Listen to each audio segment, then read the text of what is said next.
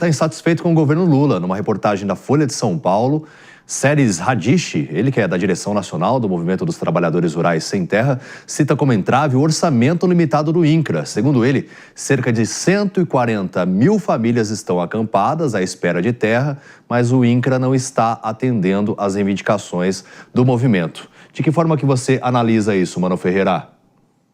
Tem um paradoxo na política, David, que é o seguinte: tem causas que avançam mais quando o governo é comandado por um opositor daquela causa do que quando o governo é ocupado por alguém, a palavra ocupação, do que quando o governo é ocupado por um aliado.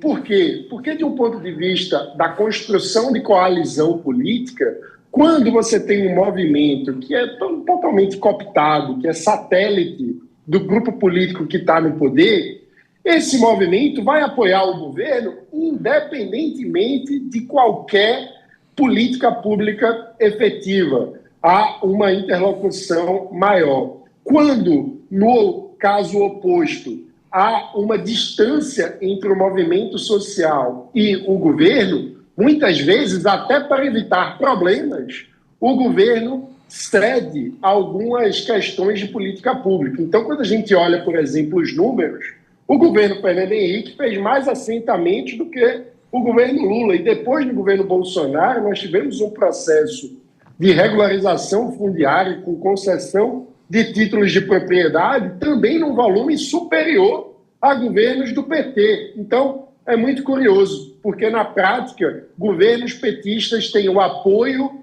automático de movimentos como o MST e com isso entram numa zona de conforto e nem precisam fazer concessões verdadeiras, sistemáticas, de um ponto de vista mais amplo da política pública de reforma agrária em relação a outros governos. É um paradoxo.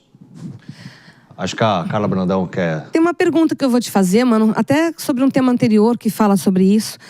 Você não acredita que o que foi o preço do pão francês tempos atrás, hoje está relacionado às redes sociais e vai ser esse o fiel da balança nas próximas eleições? Isso é interessante mesmo, né? Porque por muito tempo tinha aquele mantra na política de que os resultados vinham da economia estúpido, né? O assessor do Bill Clinton tinha cunhado essa frase, de que o que importa é a economia estúpida. Hoje em dia, parece que há um sentimento de pertencimento a uma tribo política, né? Então é como se fosse, esse aqui é o meu time, e aí isso importa mais do que qualquer outra coisa, mais do que os números na economia ou do que os efeitos que eu sinto no meu bolso. É a política do pertencimento. Importa se eu me sinto parte, se eu me sinto identificado com uma determinada liderança, e isso seria mais definidor do voto. Eu acho que quando se trata de eleições majoritárias, de parcelas muito expressivas da sociedade indo votar, nunca é uma razão só, né? A gente precisa segmentar os diferentes tipos de público que existem dentro da sociedade, e alguns, de fato, vão votar por pertencimento, por rede social, por tendência, né, pelo sentimento de tribo, de torcida organizada, enquanto outros vão votar por razões que são pragmáticas, que são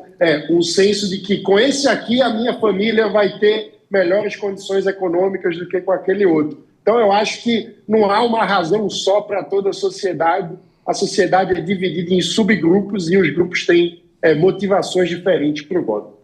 E de que forma que a gente pode também trazer essa insatisfação e a falta de diálogo em relação a resolver mesmo esse conflito da reforma agrária, sendo que o próprio líder do MST está dizendo o governo não tem atendido às nossas expectativas? Eu acho que é uma fala muito mais com um enfoque de publicidade dos líderes do MST, porque na minha visão o MST ele é governo, ele faz parte do governo, tem várias diretorias no INCRA, então é um fogo amigo ali no sentido de obter mais recursos, mais espaço. Não acho que o MST não integre o governo Lula ou tenha feito pouco.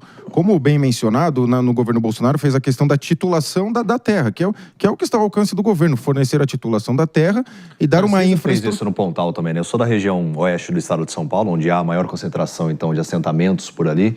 E o conflito de reforma agrária também é bastante grande, né? E a regularização fundiária foi feita Exato. na antiga gestão do Garcia Sim. e depois continuou com o Tarcísio. Você passa daquela posse precária, passa a ter a propriedade, aí sim você tem acesso a linhas de crédito, o Estado pode fornecer a infraestrutura ali, né?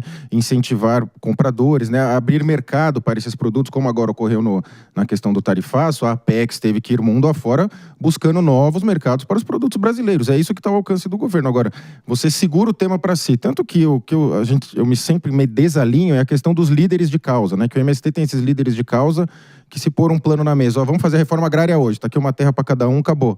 Acaba o movimento. Então, o interessante para eles é que nunca seja feita a reforma agrária e que eles sempre estejam em evidência, buscando espaço, especialmente aqui no núcleo urbano de São Paulo, é muito famoso a grife do MST, a camiseta, o boné. Eu vejo várias pessoas. Tem muita gente que usa, mas não sei se eles têm um entendimento preciso dessa questão do latifúndio que eles chamam, mas que o que se pode fazer é dar a terra para a pessoa e depois fornecer uma estrutura básica e não ficar nesse eterno conflito, que é um conflito até inexistente. Agora a gente